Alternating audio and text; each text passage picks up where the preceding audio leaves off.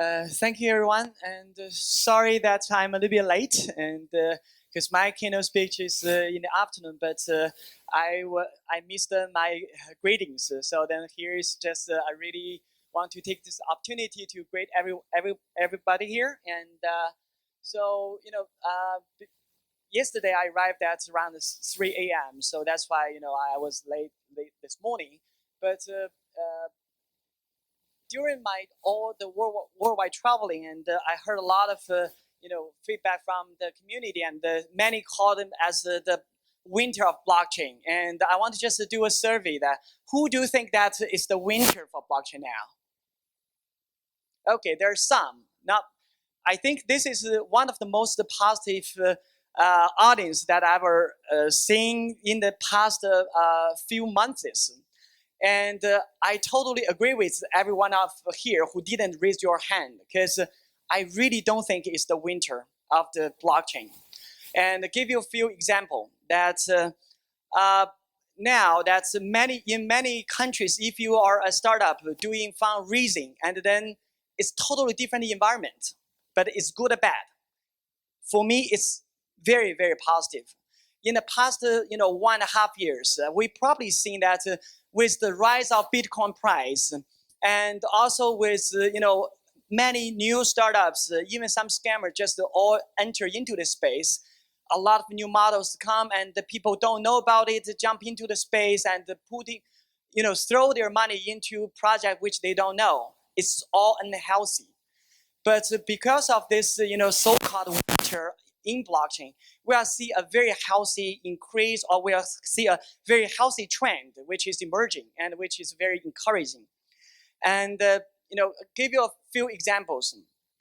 And number one is that when I was in Kazakhstan in June, that the country, after a few months of hard work, then now that they issued the policy guideline to just define digital currency or cryptocurrency as e-currency, have the legal status. And then when I just moved to, and also the country also introduced the cross-border fintech and blockchain sandbox, which actually allowed, or now more than from the first time, 50 some startups register and in the sandbox and to pilot new innovations. Then when I moved to France, and the Minister of Finance of France organized the event called Dialogue of the Continent, and where that's many of the large countries like France, like Germany, all are just putting forward blockchain or crypto related policy, and which provide a lot of new guidance and also new clarity to the market.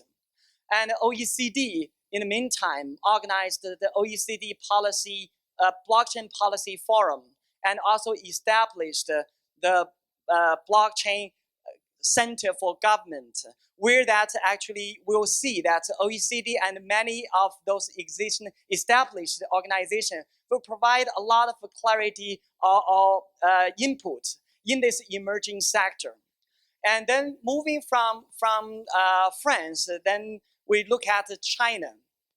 In the past 3 weeks, when I was just travel from city to city, and we see very positive trend, which definitely is different from before.